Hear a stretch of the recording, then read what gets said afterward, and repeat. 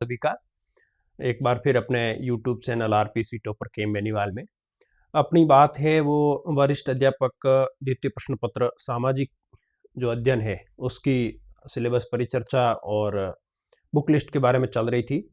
तो हमने पहला पार्ट रिकॉर्ड किया था। तो उसमें हमने 4 सब्जेक्टों के बारे में जैसे इतिहास, राजनीति विज्ञान, अर्थशास्त्र और भूगोल के बारे में हमने विस्तृत चर्चा की थी। और उसके बाद में अब आज हम 4 और सब्जेक्ट के बारे में बात करेंगे। तो second grade paper 2 social science वरिष्ठ अध्यापक द्वितीय प्रश्न पत्र सामाजिक अध्ययन।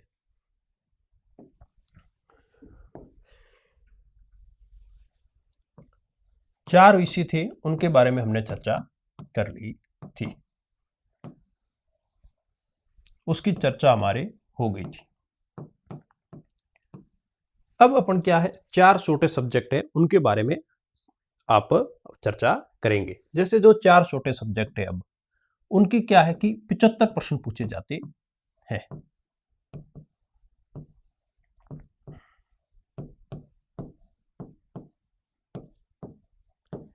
पिछहत्तर प्रश्न का मतलब ये है कि 50% आपसे इकोनॉमी, राजनीति विज्ञान, भूगोल और अर्थशास्त्र से पूछे जाते हैं। तो 50% ही इन 4 छोटे सब्जेक्टों से पूछे जाते हैं, जबकि इनका मैटर है वो केवल इतिहास जितना ही है।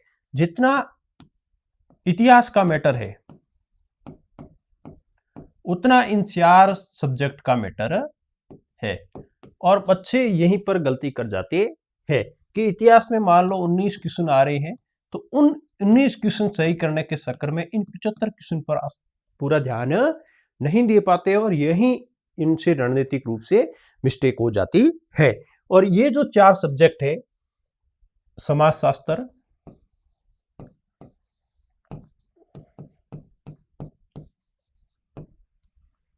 लोक प्रशासन,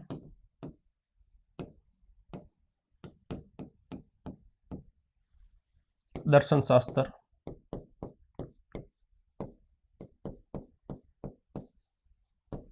और शिक्षण विधियां,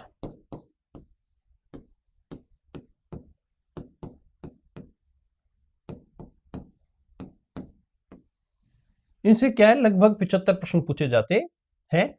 जैसे इनसे मान लो 18 अगर पूछे जाएंगे तो इससे 20 पूछे जाएंगे। इससे मान लो 19 पूछ ली तो इससे 18। तो इस प्रकार से कुल मिला के 75 प्रश्न है वो पूछे जाते हैं। और इन सब्जेक्ट के लिए हमारी क्या रणनीति होनी चाहिए, तो सिलेक्शन का सबसे बड़ा आधार है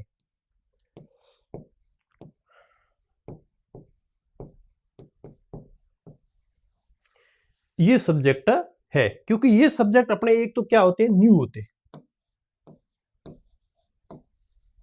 जिन्होंने कभी तैयारी नहीं की, जैसे या तो आरएस की तैयारी नहीं की या फिर जैसे सेकंड ग्रेड की तैयारी नहीं की है, तो उनके लिए सब्जेक्ट क्या होता है, नया होता है। और इन नए सब्जेक्टों में अपना क्या इंटरेस्ट पैदा नहीं होता है। और अपन क्या है जो पुराने सब्जेक्ट है, परंपरागत जो सब्जेक्ट है, उन पर ज्यादा फोकस कर पाते हैं और ज्यादा फोकस करते हैं। और इन सब्जेक्टों के बराबर वेटेज है 50% इनका शेयर का, जबकि इनका मैटर सीमित है।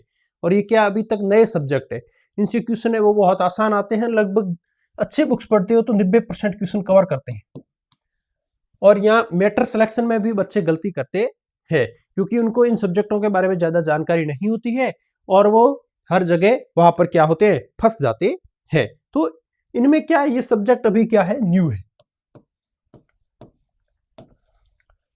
भाई लोक प्रशासन है, दर्शन शास्त्र तो बहुत पुराना सब्जेक्ट है, लेकिन अपने जो रात दिन अपन जीके पढ़ते हैं उसमें शामिल नहीं है। या फिर समाज शास्त्र है तो ये भी नया सब्जेक्ट है। टीचिंग मेथड है तो ये भी समझने वाला सब्जेक्ट है और अपन जीके के अंदर इसको पढ़ते नहीं है। और इसमें नया सब्जेक्ट होने के कारण क्या है, क्वेश्चन है वो थोड़े आसान आते हैं। एग्जामिनर क्या करता है कि इनको घुमाता है, इतिहास है, राजनीति विज्ञान है। और ये हमेशा ध्यान रखना, जो यहाँ फर्स्ट ग्रेड के जो पेपर बनाते हैं वो ही एक्सपर्ट आगे जाकर सेकंड ग्रेड के पेपर बनाते हैं।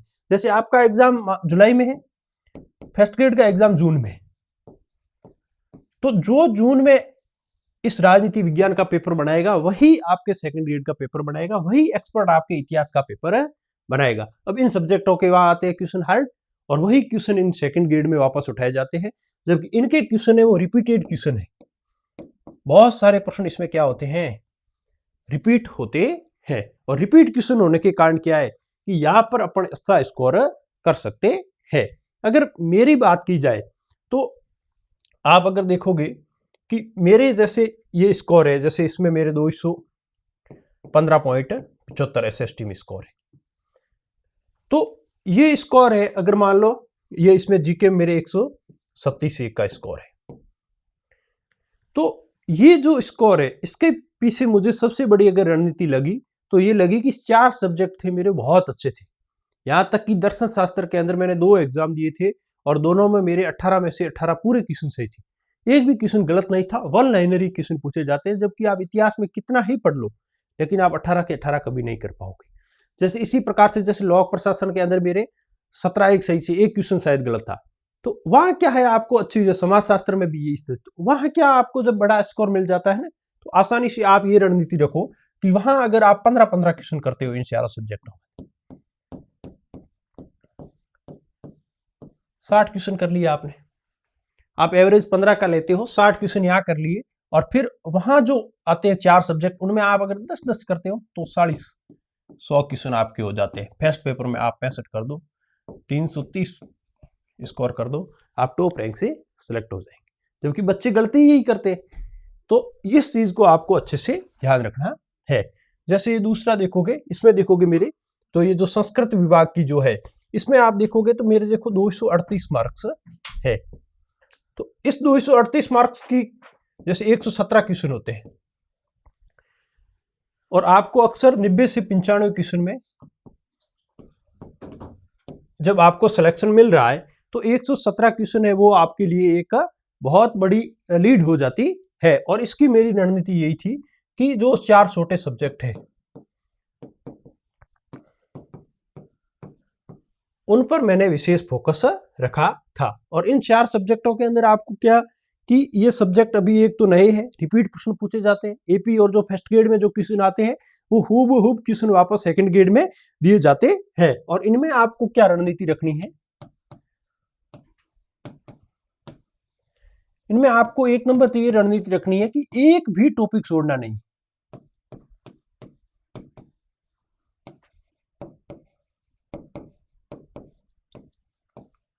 क्योंकि मान लो एक ही टॉपिक से 2-2 प्रश्न पूछे जाते हैं, जैसे हिस्ट्री वगैरह, उनमें आप एक आधी टॉपिक स्किप करते हैं तो उनसे एक क्वेश्चन कभी पूछा जाता है और कभी नहीं भी पूछा जाता है। लेकिन यहाँ क्या है, छोटे छोटे टॉपिक है और उन टॉपिक से 2 से 3 प्रश्न पूछे जाते हैं। आप एक टू भी टॉपिक स्किप करते हो तो उससे 2-3 अगर सिंपल क्वेश्चन आए तो आप बहुत बैक चले जाते हैं। दूसरा इसमें क्या है कि दूसरी ये चीज रखनी है कि हर किसी पर विश्वास नहीं।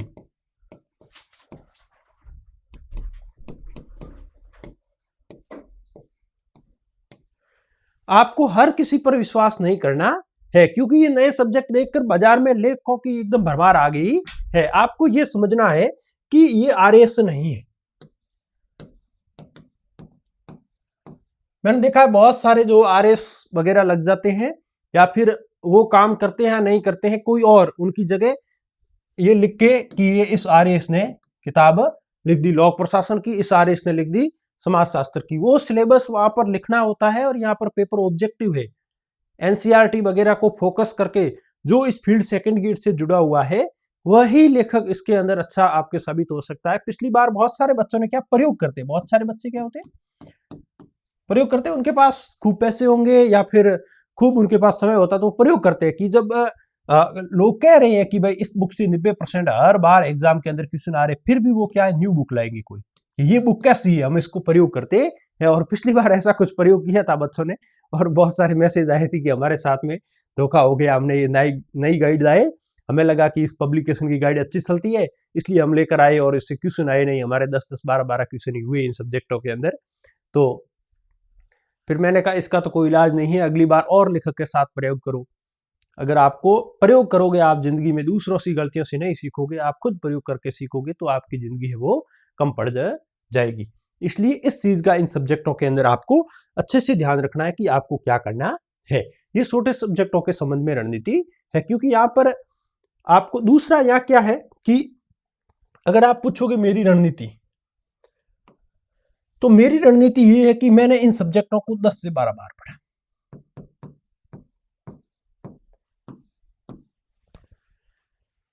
अब कोई कह देगा कि 10 से 12 बार हमसे पढ़ा नहीं जाता है, तो उतना आप नीचे आते रहोगे। रिवीजन इज ए डिवीजन, और की ऑफ सक्सेस है आपकी तो वो है रिवीजन। आप इस सब्जेक्ट को कितनी बार, एक ही बुक्स को कितनी बार पढ़ सकते हैं, वो आप करते हो या नहीं करते हो। मैंने इसको 10 से 12 बार पढ़ा, क्योंकि लिमिटेड मैटर हो। दर्शन शास्त्र 80 पेज होते हैं और मैं 6 घंटे में पढ़ लेता था आराम से। 6 घंटे में इसका रिवीजन कर लेता था, और दोनों ही बार एग्जाम हुए, दोनों ही बार मेरे 18 में से 18 क्वेश्चन राइट हुए थे, एक भी क्वेश्चन गलत नहीं था। क्यों नहीं था? क्योंकि मैंने एक भी फर्स्ट ग्रेड का दर्शन शास्त्र का पेपर हुआ वो नहीं छोड़ा था, एक भी एपी का पेपर हुआ दर्शन शास्त्र का वो नहीं छोड़ा था। क्योंकि आप 4 से 5 बार किताब पढ़ोगे, आपको पूरी किताब माइंड याद हो जाएगा। आपको ये याद हो जाएगा क्या मेरे सिलेबस में, क्या मेरे सिलेबस में नहीं है। सीधा आरपीसी की साइट पर गए, वहां दर्शन शास्त्र का पेपर डाउनलोड किया, और उस पेपर के अंदर पहला क्वेश्चन अपने सिलेबस का है, उसका उत्तर देने की कोशिश करो। पहले लिख दिए, फिर उसको क्या है की बनाओ। की बनाओगे, आपके पास में दर्शन शास्त्र के मान लो 40 क्वेश्चन आए। ये 40 क्वेश्चन ऐसे हैं जो किसी टेस्ट सीरीज की औकात नहीं है कि वो आरपीसी के इन क्वेश्चनों को बराबर आपके क्वेश्चन दे सके। तो वह आप टेस्ट सीरीज में उलझे रहते हो, और या पीवाईक्यू पर जोर देते नहीं हो, और यहां से सीधा रिपीट होते हैं। कई बार फर्स्ट ग्रेड के अंदर सीधे क्वेश्चन आते हैं जो कॉलेज लेक्चर में आया हुआ है, आपके टॉपिक का था, वहां तो सिंपल है। लेकिन यहाँ मान लो कोई लाइन है आपकी बुक में नहीं है, मैंने उसको ऐड कर दी। क्या आपने ऐड की? दूसरा बात क्या है, क्या आपने कभी हाईलाइट की? क्या आपने कभी हाईलाइट किए?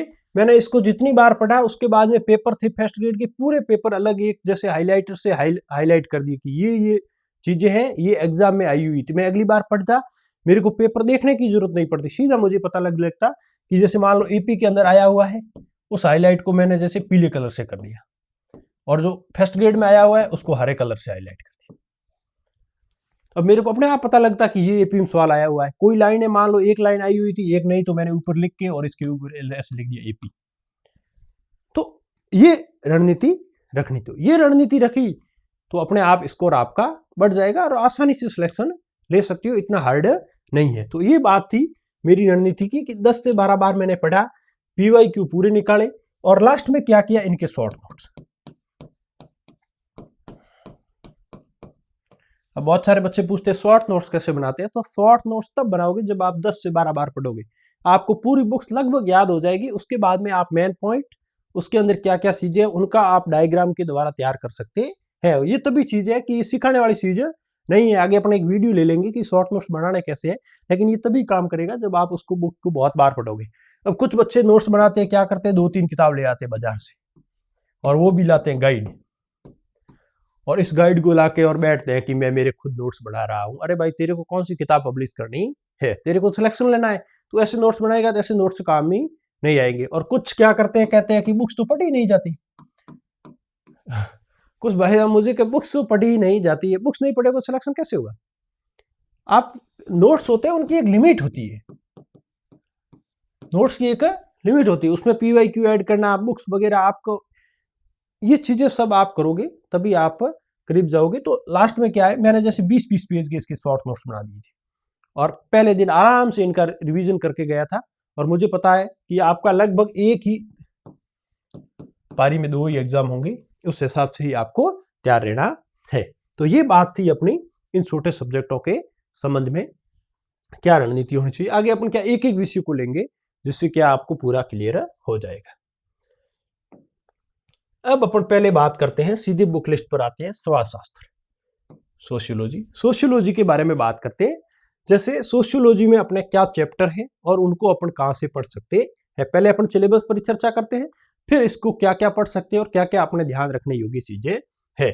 जैसे समाजशास्त्र का अर्थ, प्रकृति और दृष्टिकोण, समाजशास्त्र और अन्य सामाजिक विज्ञानों का संबंध। ये समाजशास्त्र का क्या अर्थ है, उसकी क्या परिभाषाएं है, प्रकृति कैसे है, इसकी क्या कौन से दृष्टिकोण है, ये अपन पहले भी पढ़ते आए। ये नया चैप्टर जुड़ा, समाजशास्त्र और अन्य विज्ञानों का संबंध। इसमें ये पढ़ना है कि समाजशास्त्र का इतिहास के साथ क्या संबंध है, राजनीति विज्ञान के साथ क्या संबंध है, दर्शन शास्त्र के साथ क्या संबंध है, उसके बारे में विद्वानों ने क्या क्या कहा है। तो ये नया चैप्टर है।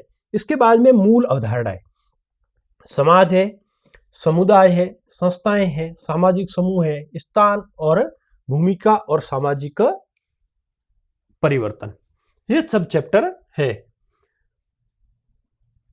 वर्ण, आश्रम, धर्म, पुरुषार्थ, विवाह और परिवार की अवधारणा, ये तो इतिहास में ही पढ़ते हैं। विवाह और परिवार आपको समाज शास्त्र के संदर्भ में देखना है। फिर जाति और वर्ग, अर्थ, विशेषताएं, जाति और वर्ग में परिवर्तन, ये जीएस धुरी वगैरह, इन विद्वानों ने जाति के बारे में क्या कहा, जाति कैसी है, बंद है, खुली है, वर्ग कैसे है, क्या परिवर्तन हो सकते हैं, इन चीजों के बारे में आपको डिटेल से देखना है। फिर वर्तमान में सामाजिक समस्याएं, जातिवाद, सांप्रदायिकता, गरीबी, भ्रष्टाचार और एक नया चैप्टर जुड़ा है बेरोजगारी। अब ये सब सिलेबस में है, कोई ज्यादा हार्ड सिलेबस नहीं है, एकदम छोटा सिलेबस है और 18 से 19 क्वेश्चन आपको देखे जाते हैं। अब आपको इस संबंध में क्या रणनीति रखनी चाहिए, ये सिलेबस आपके सामने है। इसमें अपन क्या है, दो भागों में बांट सकते हैं, एक तो न्यू स्टूडेंट है और एक पुराने स्टूडेंट है।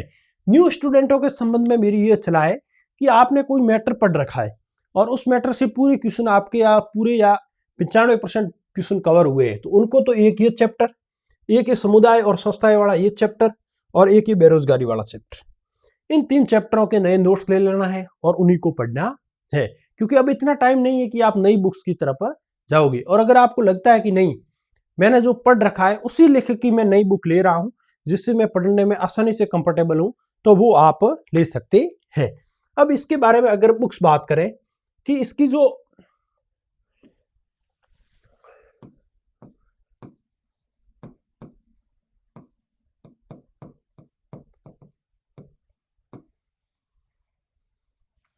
समाजशास्त्र है, इसकी हम क्या किसकी लेखक की बुक्स पढ़ सकते हैं, तो मैंने व्यक्तिगत रूप से जो बुक्स पढ़ी थी वो पढ़ी थी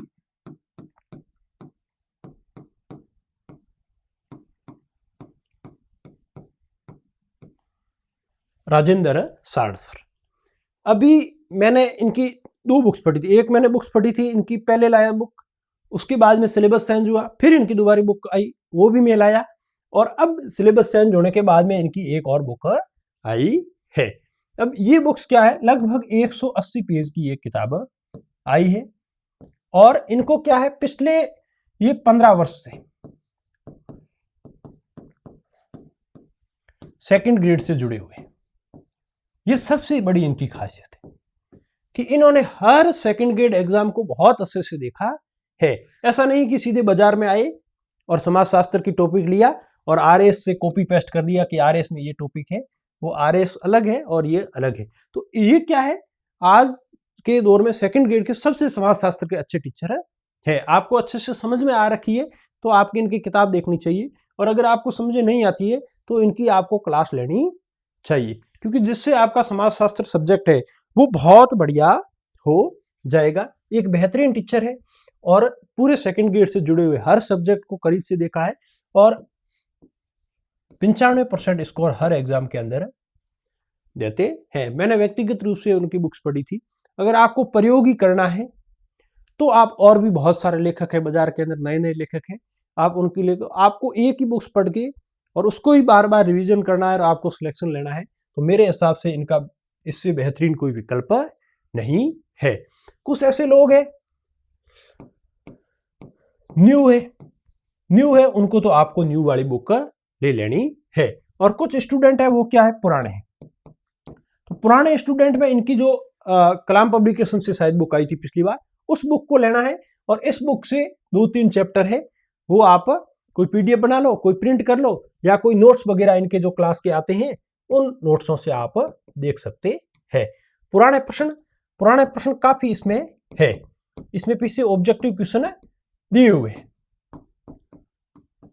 तो वहीं से आप प्रैक्टिस कर लो। करीब करीब 70-80 क्वेश्चन एक टॉपिक के हैं, उनसे आप अच्छे से प्रैक्टिस कर लो। और इसके अलावा जो आपको लगता है वो फर्स्ट ग्रेड में हुए थे, समाजशास्त्र के पेपर होते हैं, आरपीसी की साइट पर जाओ, फर्स्ट ग्रेड का पेपर डाउनलोड करो, और आपके सिलेबस में इतनी तो मेहनत आपको करनी पड़ेगी, कोई परोसा हुआ कुछ भी नहीं मिलेगा, उसको ले लो। या कोई आपको ऐसी बुक दिखती है जिसमें फर्स्ट ग्रेड के क्वेश्चन दिए हुए हैं, तो उसको लाओ और उसके 2-4 पेज है उसको PDF बना लो या प्रिंट कर लो। तो ये सबसे बेहतरीन विकल्प है।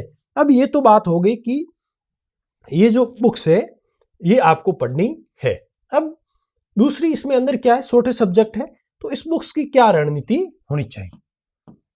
बुक्स तो बता दी मैंने कि बुक्स, फिर बुक्स को पढ़ना कैसे है ये भी बहुत इंपॉर्टेंट है। बुक्स लाए और पहले से लास्ट पेज तक पढ़ लिया, फिर पहले से शुरू किया और लास्ट पेज कर लिया, अच्छी रणनीति नहीं होती है।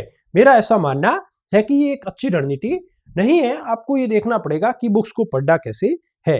तो मैंने क्या किया, जैसे ही आप समाजशास्त्र का सिलेबस देखोगे तो जैसे अपन इसको देखते हैं, समाजशास्त्र का सिलेबस ये देख, तो मैंने इस सिलेबस को कितने भागों में बांटा, 2 भागों में बांट लिया, भाग 1 और भाग 2। अभी भाग 1 और भाग 2 क्या है। भाग 1 ये है कि इसमें विशुद्ध समाजशास्त्र वाले टॉपिक हैं, जैसे समाजशास्त्र का अर्थ, प्रकृति, दृष्टिकोण, समाजशास्त्र अन्य विज्ञानों संबंध और जो समाजशास्त्र की मूल अवधारणाएं हैं, ये क्या है, थोड़ी सी कठिन। इसमें नए नए आपको लेखक मिलेंगे, नए नए विचारक मिलेंगे, नए नए समाजशास्त्री मिलेंगे, नई नई परिभाषाएं मिलेगी। तो ये पार्ट थोड़ा कठिन है। फिर दूसरा पार्ट है ये, जैसे दूसरा पार्ट है धर्म, जो धारण करता है धर्म वो अपने को पता है, पुरुषार्थ होते हैं 4 पता है, विवाह और परिवार की अवधारणा, इसके बारे में भी अपने इतिहास में थोड़ा बहुत पढ़ रखे होते हैं, या सामाजिक में जैसे बुक्स वगैरह एनसीईआरटी चलती है उसमें आप काफी कुछ जानते हैं। फिर जैसे जाति और वर्ग, ये भी आप इतना हार्ड टॉपिक नहीं है, बहुत सिंपल टॉपिक है, आप आसानी से इसको पढ़ सकते हो, 1-2 बार पढ़ोगे तो आपको याद हो जाएगी। फिर ये समस्याएं, जातिवाद रोज पढ़ते हैं, सांप्रदायिकता क्या है, गरीबी अर्थशास्त्र में भी पढ़ते हैं, इसको समाजशास्त्र व्यू में पढ़नी है। भ्रष्टाचार अपन पढ़ते हैं, भ्रष्टाचार के बारे में कौन कौन सी कमेटियां बनी, और बेरोजगारी दर्शन शास्त्र उसमें अर्थशास्त्र में भी पढ़ते हैं, यहाँ भी पढ़ते हैं। तो ये क्या सब्जेक्ट अपने लिए थोड़ा सा है सरल। अब क्या क्वेश्चन तो दोनों से बराबर आते हैं। अब अपनी रणनीति क्या होनी चाहिए, अपनी रणनीति ये होनी चाहिए कि मैंने सब्जेक्ट को क्या है, समाजशास्त्र को 2 भागों में बांट दिया, एक भाग है कठिन और एक भाग है सरल। जब आप सरल को भी बराबर पढ़ोगे और कठिन को भी बराबर पढ़ोगे तो ये पीछे रह जाएगा। इसलिए मैंने क्या, इसको मैं 2 बार पढ़ता था और इसको पढ़ता था 1 बार, जिससे क्या हुआ कि जो हार्ड भाग था वो बहुत अच्छा हो गया और जो सरल भाग था वो वैसे ही आपको आसानी से याद हो जाता है। तो ये दोनों ही क्या हो गए, बराबर हो गए, और वहां आपको स्कोर में कोई दिक्कत नहीं आएगी। अब समुदाय है, संस्था है वगैरह है, सामाजिक परिवर्तन कैसे हुआ, उसके परिवर्तन के कौन कौन से चक्र है, उनको आपको क्या है, रेगुलर मेहनत करनी पड़ेगी। तो इस पर थोड़ी ज्यादा मेहनत करो, इसको आप पहले पढ़ो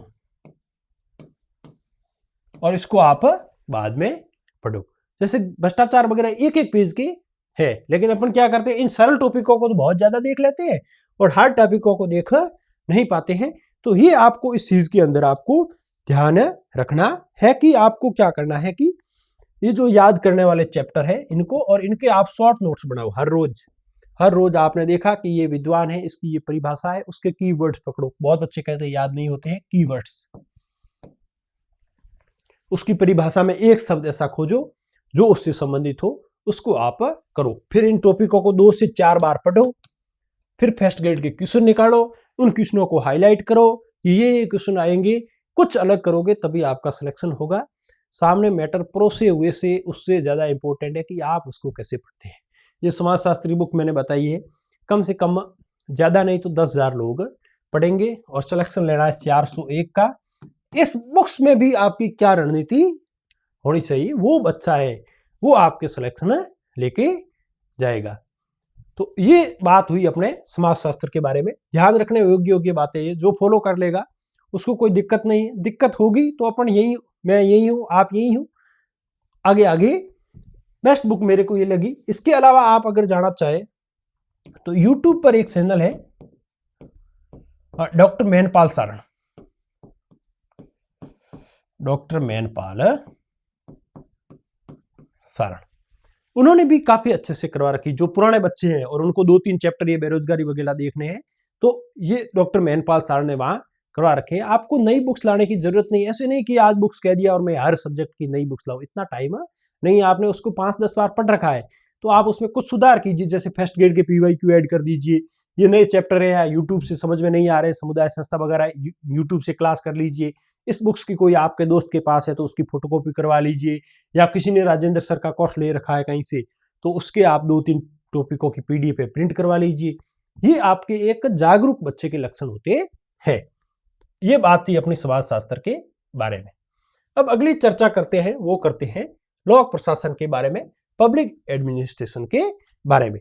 इसमें क्या है, सबसे ज्यादा वो जो सुधार हुआ है, जो सबसे ज्यादा सिलेबस चेंज हुआ है, वो इस सब्जेक्ट में हुआ है। और चेंज होने से लेकर बहुत सारे बच्चे कंफ्यूजन में है। एक तो मुझे इस चीज समझ में नहीं आती है, क्या 8 के 8 सब्जेक्ट एक साथ पढ़ लेते हो? आपने भाई इतिहास पूरी कर ली, भूगोल पूरी कर ली, जैसे ही पार्ट फर्स्ट रिकॉर्ड किया तो बच्चे फर्स्ट पार्ट को फॉलो नहीं किया कि सिलेक्शन है तो इसमें, हाँ इसमें है, लेकिन उन सब्जेक्टों को भी आपको अच्छे से देखना पड़ेगा। उसको अच्छे से नहीं देखोगे तो आप वहां भी मात खा सकते हैं। और 8 के 8 सब्जेक्ट तो साथ पढ़ोगे नहीं। तो अगर मान लो किसी सब्जेक्ट की बुक नहीं आई है तो थोड़ा इंतजार कर लो, उन सब्जेक्टों को मजबूत करो। जो सब्जेक्ट आपके पास मैटर टेबल पर है उनको टेबल पर सब किताब साथ लाने से तैयारी नहीं होती है। कुछ आपको खुद की रणनीति होनी चाहिए कि मुझे ये सब्जेक्ट पहले निपटा लूं, तब तक इसका मैटर उपलब्ध हो जाएगा, मैं इसमें क्यों भटकूं। जब इसका मैटर बाजार में उपलब्ध नहीं है अच्छा मैटर, तो मैं 1 महीना इंतजार कर लेता हूं। मैं फरवरी जो दूसरी पहले सब्जेक्ट बताए उनको अच्छे से पढ़ूं और बाद में मार्च में इसको कर लूंगा, तब तक हर बुक्स उपलब्ध हो जाएगी। लेकिन इतना धैर्य है नहीं, सभी किताबें एक साथ लाके और सामने टेबल पे रख के, और जब तैयारी शुरू करता है ना बच्चा तब बहुत ज्यादा उत्सुक होता है। आपका कांड नहीं, हमारा भी कांड था। हम भी तैयारी जब शुरू करते हैं तब हमें लगता है कि एक बार मुझे किताब बता दे, फिर मैं उस किताब को घोट के पी लूंगा। 8 सब्जेक्ट SST में क्या है, ये जो टॉपर है, टॉपर बनते घूमते हैं, 238 नंबर लाए हैं, मैं 270 नंबर 80 नंबर ले आऊंगा। तब क्या एक जोश होता है अंदर की, एक बार मुझे किताब बता दे, हिस्ट्री की ऐसी किताब बता दे जिसके अंदर शायद 800 पेज हो, लेकिन क्वेश्चन पूरे आने चाहिए, मैं पूरे याद कर लूंगा। ये हर बच्चे में जोश होता है।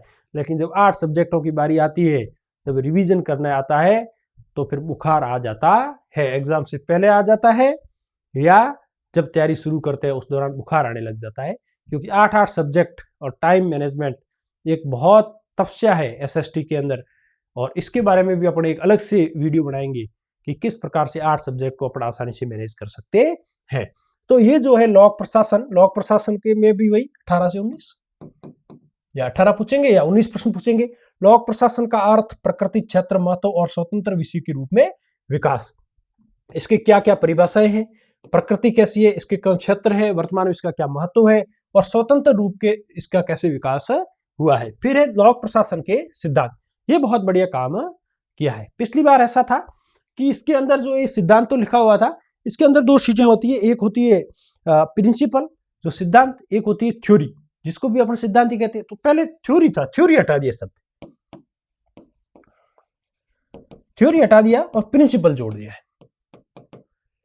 जो प्रिंसिपल है ना सिद्धांत। अब क्या पहले इतना ही सीधा थ्योरी लिख के छोड़ दिया था और फिर अपने को ये पता नहीं था कि क्या चैप्टर शामिल है क्या नहीं। अपने हेनरी फ्योल वगैरह वो सब पढ़ते थे। अब इन्होंने नाम लिख दिया, पदानुक्रम, नियंत्रण क्षेत्र, आदेश की एकता, प्रत्यायोजन, समन्वय रेखा और स्टाफ। ये ही थ्योरी पढ़नी है, ये चैप्टर ही आपको देखने हैं और इसके अलावा कोई चैप्टर नहीं देखना है। जैसे हायरार्की वगैरह है उसके बारे में क्या क्या परिभाषाएं दी हुई, तो ये यहाँ पर सिलेबस को क्या है संक्षिप्त किया गया है।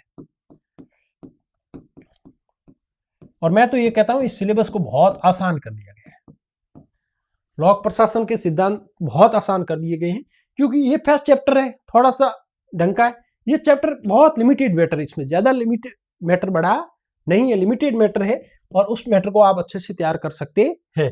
फिर तीसरा ये प्रशासनिक व्यवहार, जैसे निर्णय निर्माण, डिसीजन मेकिंग, लीडरशिप, नेतृत्व, संप्रेषण और अभिप्रेरणा। अभिप्रेरणा मनोविज्ञान में पढ़ते हैं, वही है, 2-4 है, अलग से आ जाएंगे। संप्रेषण, संचार, संसार कैसे होता है, क्या होता है, कम्युनिकेशन के बारे में अच्छे से चर्चा। नेतृत्व, लीडरशिप के क्या गुण होने चाहिए, लीडरशिप के कौन कौन से चेलियां हैं, कौन कौन से प्रकार है, बहुत सिंपल टॉपिक है। निर्णय निर्माण, डिसीजन मेकिंग साइमन है, विशेषकर साइमन का अच्छे से तैयार करना है और साइमन जो कहेगा वो यहाँ पर पूछ लिया जाएगा। अब यहां तक तो है लोक प्रशासन। और फिर यहां आगे आप मान सकते हैं राजस्थान पॉलिटी है, लोक प्रशासन में पढ़ाई जा रही है लेकिन है क्या, राजस्थान पॉलिटी। राजस्थान में प्रशासनिक संरचनाएं, राज्य निर्वाचन आयोग पढ़ते ही हैं, लोकायुक्त पढ़ते ही हैं, राज्य मानवाधिकार आयोग पहले फर्स्ट पेपर में पढ़ते थे, वहां से हटा के यहाँ पढ़ा रहे हैं, राज्य सचिवालय और निदेशालय की भूमिका। इसको थोड़ा सा लोक प्रशासन के वे में पढ़ना है। मैंने नोट्स उपलब्ध करवा दिए हैं और बहुत सारी बुक्स में मिल जाएगा। ये रेखा और स्टाफ है ना,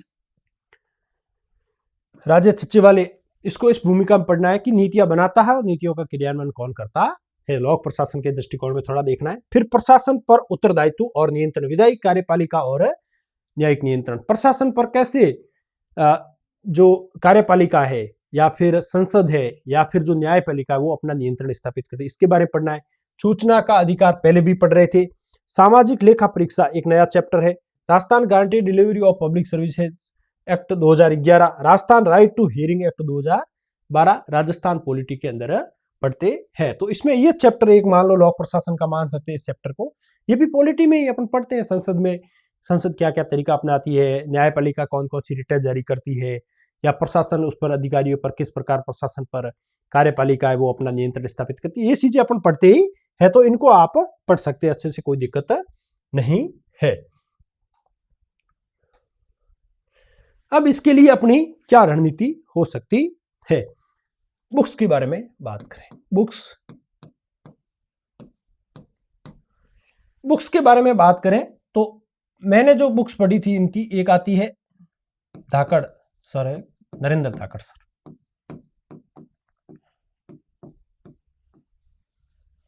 लोक प्रशासन के लिए इनकी अच्छी बुक्स आती है। ये बुक्स आपको क्या है देख सकते हैं। इसके अलावा ये चैप्टर क्या है, आरबीएससी में भी 11th 12th की आरबीएससी या एनसीईआरटी उनमें भी ये क्या है चैप्टर दिए हुए हैं। लेकिन इसमें ये ध्यान रखना कि आप कोई भी ये बुक्स ले आओ, लगभग इन बुक्स के अंदर चैप्टर पिछली बार मैंने देखा था शामिल किया हुआ, और अगर शामिल नहीं किया हुआ है तो आप पहले इन बुक्स को मत पढ़ना, पहले इसको पढ़ लेना, फिर इसमें कोई नया चैप्टर है तो वो ऐड कर देना, ताकि आपको क्या आसानी होगी। इसमें आपको ऑब्जेक्टिव क्वेश्चन भी मिल जाएंगे, ऑब्जेक्टिव क्वेश्चन भी मिल जाएंगे, तो ये बुक्स पढ़ सकते हैं। इसके अलावा आप अगर पढ़ना चाहें तो शायद एक पुष्पेंद्र कसाना है, उनकी भी एक बुक आती है, तो वो भी आप देख सकते हैं। क्योंकि अब लोक प्रशासन में ये है कि जैसे ये देखोगे ना आप, जैसे जो पुराने स्टूडेंट है जिन्होंने पिछली तैयारी की थी,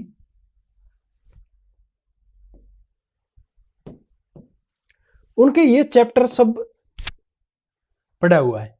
इसमें कोई आपके पास में अगर पुरानी जैसी जो कलाम पब्लिकेशन से बुक आती थी, अगर वो आपके पास है तो आप उसी को ही रिपीट कीजिए, थोड़ा इनमें जोड़ दीजिए, कोई नोट्स देख के ये चैप्टर थोड़े से उसमें कम दिए हुए हैं, तो इन चैप्टरों को थोड़ा सा तैयार कर लेना। बाकी ये है, ये आप पॉलिटी से पढ़ सकते हैं, राहुल चौधरी की बुक है, उससे पढ़ सकते हैं। गुरुचेला पब्लिकेशन वाली बुक जो आती है गोसाई जाखड़,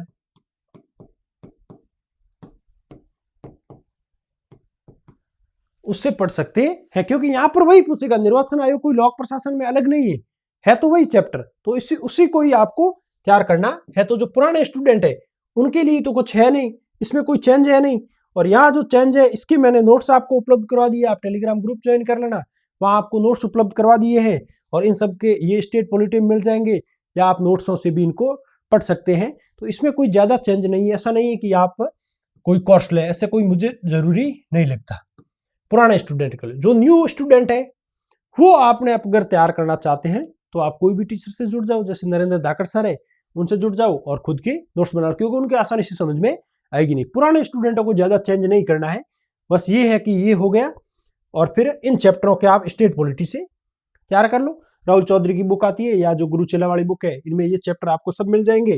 अगर ये चैप्टर नहीं मिलता है तो ये आरबीएससी में है, वहां से कर लो, या मैंने जो नोट्स उपलब्ध करवाए वहां से आप इनको कवर कर सकते हैं। तो पुराने स्टूडेंटों को तो ज्यादा भटकना नहीं है, और जो नए स्टूडेंट है उनके लिए आप किसी भी टीचर्स का एक बार कोर्स से जुड़ जाओ, ताकि आपको लोक प्रशासन क्या है आसानी से समझ में आ जाए।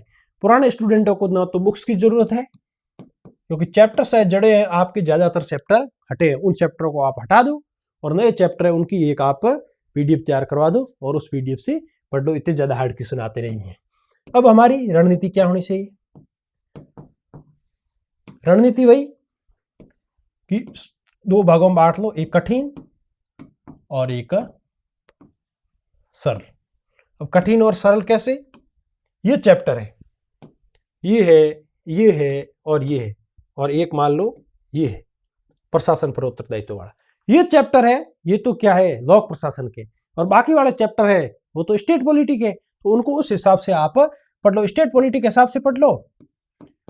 और जो लोक प्रशासन वाला चैप्टर है, अब इसमें जो PYQ निकालने हैं वो तो स्टेट पॉलिटिक, बहुत सारे राजस्थान पॉलिटिक PY राज्य मानवाधिकार आए हुए हैं, आपको कोई बुक्स लेने की जरूरत नहीं है, आप वहां से निकाल सकते हो। इसके जो प्रश्न है वो आप फर्स्ट ग्रेड और AP के पेपर होते हैं लोक प्रशासन के, उन पेपर के अंदर निकालने। पेपर निकालने कब है? जब से आप 2 से 3 बार इसको पढ़ लो, 2 से 3 बार अच्छे से पढ़ोगे तभी आप पेपर निकालोगे, आपको पता लगेगा ये मेरे सिलेबस में है या नहीं है। तो ये चीज है जो, ये तो क्या चैप्टर याद करने वाला है, ज्यादातर रटना है। कुछ राज्य मानवाधिकार आयोग की धाराएं वगैरह, कौन अध्यक्ष रहा, कौन, ऐसा ही पूछेंगे। और इनमें क्या है, इनमें सब समझने वाला सब्जेक्ट है। 5 दौर थे, जो चरण थे, उनमें कौन कौन सी बुक्स है, कौन कौन से लेखक है, कौन कौन किसने क्या सिद्धांत दिया है। तो ये बात अपनी थी वो लोक प्रशासन की। पुराने स्टूडेंट उनको ज्यादा चेंज करना नहीं है, और नए स्टूडेंट है उनको एक बार कोई भी किताब आ जाए अगर इनमें से किताब, और नए लेखकों के चक्कर में फंसना नहीं है, क्योंकि ये RS में भी है, और RS और सेकंड ग्रेड का दृष्टिकोण अलग अलग है। RS में पूछेंगे राज्य मानवाधिकार आयोग प्रभावी है या नहीं है, दंतहीन है, व्याख्या कीजिए। जबकि यहाँ अपने ऐसा कोई आएगा नहीं कि व्याख्या करनी नहीं है, इसलिए थोड़ा सा fact to fact, line to line चलोगे तभी काम आएगा। वहां से मैटर कॉपी पेस्ट है, तो उससे थोड़ा बचने की कोशिश करें। अब जो अगली बात करते हैं वो करते हैं दर्शन शास्त्र के बारे में। दर्शन शास्त्र, फिलोसॉफी, वही 18-19 क्वेश्चन पूछे जा सकते हैं। और 18 मेरा आंकड़ा इसलिए प्यारा है क्योंकि 2 बार 18 क्वेश्चन आए और मेरे पूरे के पूरे क्वेश्चन सही हुए थे। इसके सब्जेक्ट से मुझे बहुत अच्छा सब्जेक्ट लगा था। लेकिन शुरुआत में जब आप क्लासेस देखते हो तो टीचर क्या है, थोड़ा डर बैठाने के लिए, जो हरीश परचाई थे उन्होंने कहा था ना कि कोई भी आपको अंधेरे का डर दिखाता है इसका मतलब टॉर्च भेजना चाहता है। तो वहां आपको थोड़ी ज्ञान की बातें जरूर देखने को मिलेगी कि वेद उपनिषद ये ऐसा मैंने भी सुना, लेकिन फिर मेरे को लगा कि इनका और सवाल का कोई लेना देना संबंध नहीं है। आत्मा को इतना घुमाते हैं कि लगता है कि अब इस दुनिया से संन्यास ले ले, लेकिन क्वेश्चन है बहुत ही सिंपल आते हैं, इतनी ज्यादा इसमें डरने की कोई जरूरत नहीं है। अब जैसे उपनिषद और इनका मूल दार्शनिक विचारधारा, कर्म, ऋत और पुरुषार्थ की अवधारणा वही जो इतिहास में पढ़ते हैं। भगवत गीता का निष्काम कर्म, जैन बौद्ध और गांधी का नैतिक सिद्धांत और अवधारणाएं, लगभग चीजें चुनी हुई थी, जैन बौद्ध इतिहास में पढ़ते हैं। वहां यहाँ डेटे वगैरह ये याद नहीं रखना है, इनके सिर्फ ओनली फॉर तो सिद्धांत क्या क्या थे, सियादवाद क्या है वगैरह है, बौद्ध धर्म में आत्मा के क्या मानते हैं वगैरह, ये चीजें तैयार करनी है। गांधी का भी नैतिक सिद्धांत, सत्याग्रह क्या है, हिजरत क्या है वगैरह, ये पढ़ना है। यहाँ पे ऐसे नहीं है कि गांधी की डेटे याद कर लो, 1815 में 1915 में गांधी जी वापस आए, ये किया, ये वो हिस्ट्री के अंदर पढ़ने है। फिर है ये तो अपना क्या है, इंडियन फिलोसॉफी, भारतीय दर्शन है। फिर जो पाश्चात्य दर्शन आता है उसमें जैसे सुकरात की पद्धति, सुकरात की क्या पद्धति थी, प्लेटो का सारित्रिक सद्गुण तो 4 भागों में वगैरह बांटते हैं वो, और कार्टेशियन पद्धति है उसको आपको देखना है। फिर सुखवाद, सुखवाद क्या, अधिकतम व्यक्तियों का जो उपयुक्तवाद है ये सुखवाद, हिडोनिज्म, उपयुक्तवाद, अधिकतम व्यक्तियों का अधिकतम सुख। कांट का नैतिक दर्शन, क्या मान्यताएं है, कांट की क्या प्रतिबंध, संकल्प की स्वतंत्रता वगैरह, ये स्वतंत्र इच्छा, दंड का, दंड कितने प्रकार के होते हैं, कौन सा दंड क्या कहता है, सुधार कर सकते हैं वगैरह, ये चीजें तो बहुत ही आसान है। मैं तो ये कहूंगा कि बहुत ही आसान है, इतना इसमें कुछ ज्यादा उलझने की जरूरत नहीं है। और अब इसकी अपन अगर बात करें कि इसके लिए हमारी क्या हो सकती है बुक्स,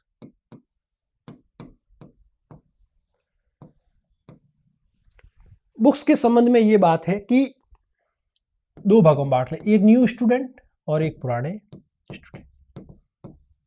पहले पुराणों की बात करें। पुराणों के बारे में ये है कि आपने पहले अगर पढ़ी है, क्या पढ़ी है, पुष्पा शाश्वत की बुक,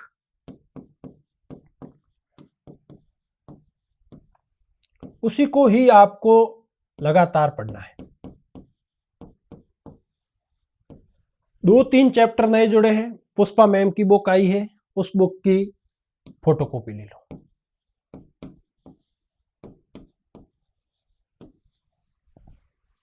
कम से कम 15 से ज्यादा पेज होंगे नहीं, 80 से 1 पेज की बुक्स आती है पुष्पा मैम की, उसको आप पढ़ सकते हैं। और अगर आपको समझ में नहीं आती है, आपको पढ़ना है, तो भी इनको पढ़ना है। राजस्थान में फिलोसॉफी के लिए पुष्पा सारस्वत मैम से बड़ा कोई विकल्प नहीं है। पहले इनकी कलाम पब्लिकेशन से बुक आई थी, अब इनकी शायद न्यू बुक आई है, वो सुगम पब्लिकेशन से आई है। तो वहां से आप इस बुक्स को देख सकते हैं और इसी को एक को ही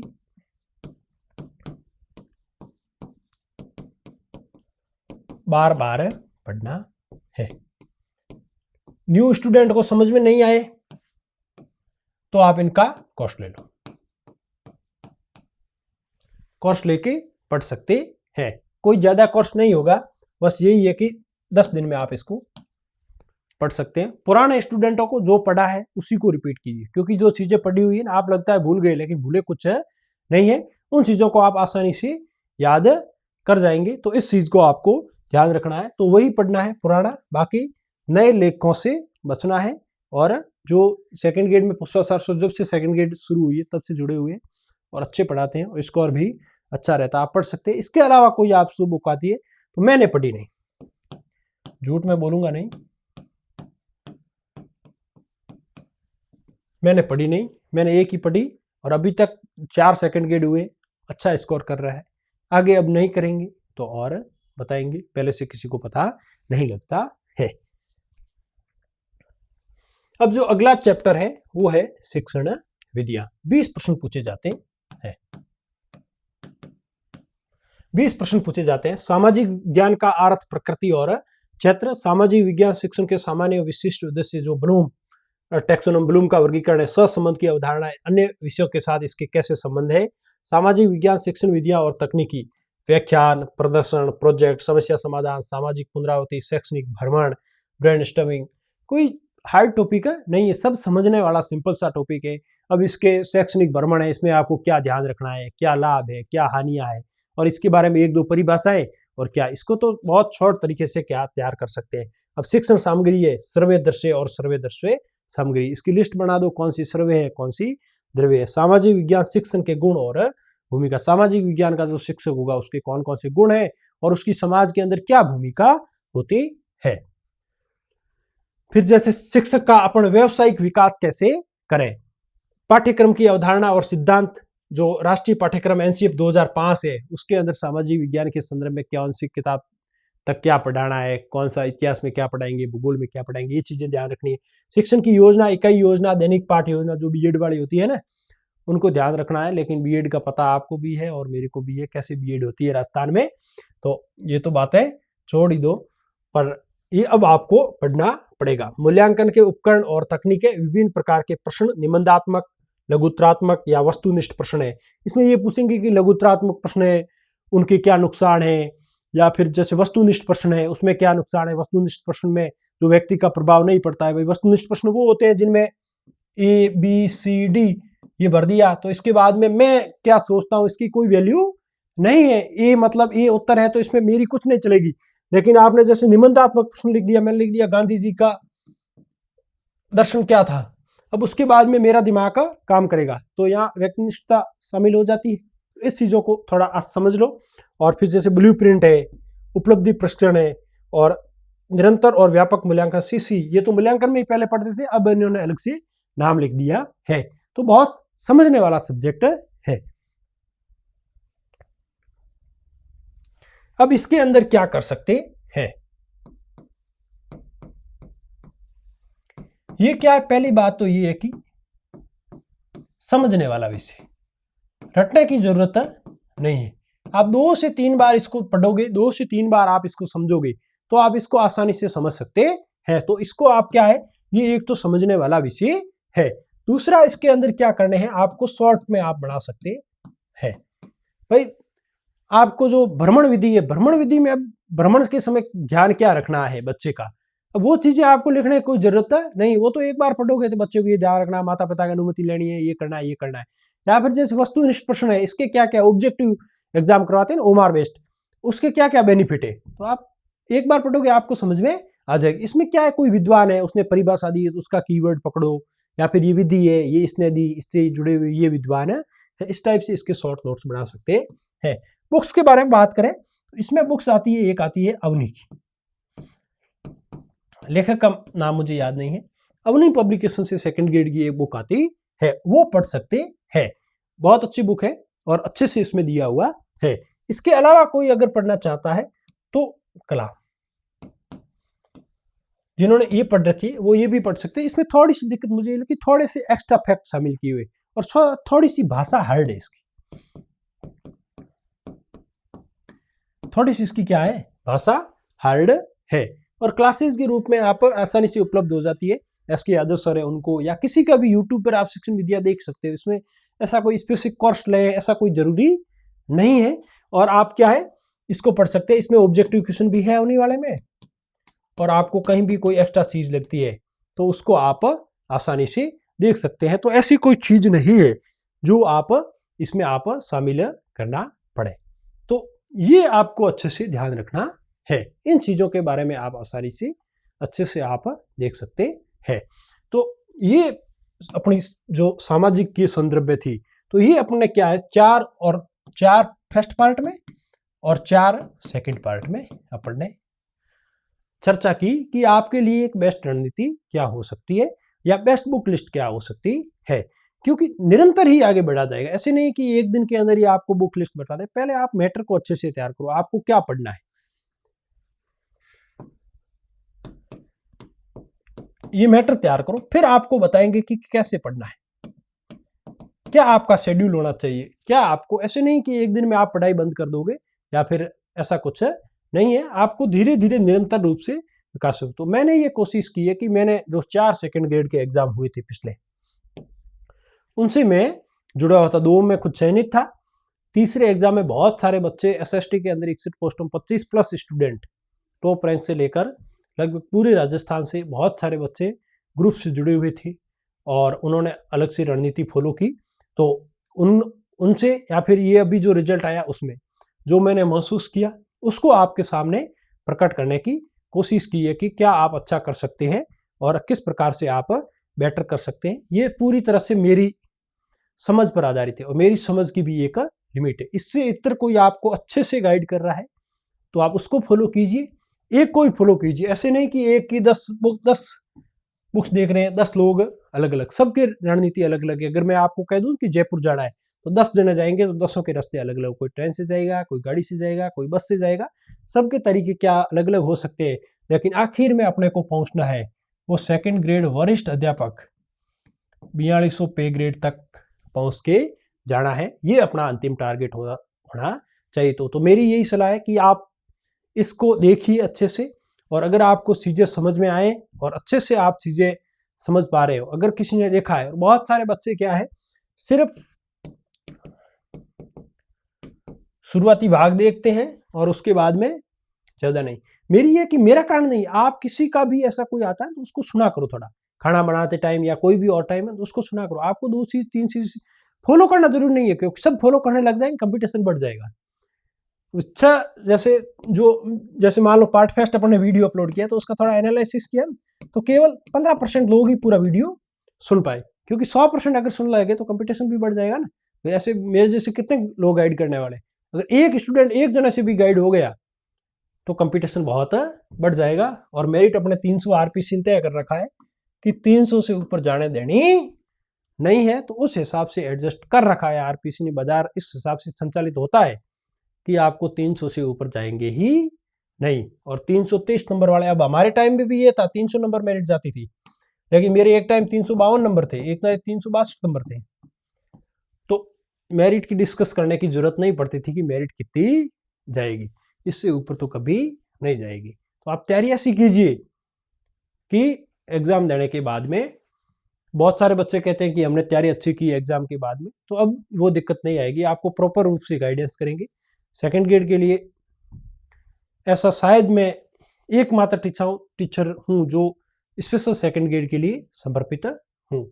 मैं ये चाहता हूँ कि आप जो मैंने तैयारी के दौरान सामना किया है वो आपको नहीं सामना करें। तो मैं आपको शुभकामनाएं देता हूँ, आप अच्छे से पढ़िए, अच्छे से रहिए। बहुत बहुत धन्यवाद।